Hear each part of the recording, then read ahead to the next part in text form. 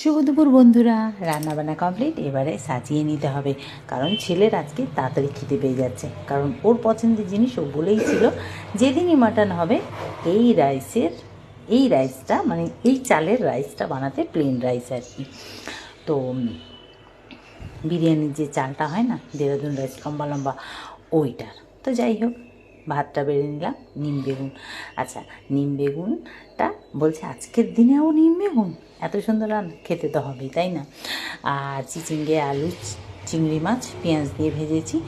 আর হচ্ছে মসুরির ডাল সিদ্ধ, কাঁচা পেঁয়াজ, কাঁচা লঙ্কা, ধনেপাতা দিয়ে মেখেছি। আর মাটনটা খুব সুন্দর হয়েছে। এটা একটা কাশ্মীরের রেসিপি, কাশ্মীরি মাটন কারি আর কি।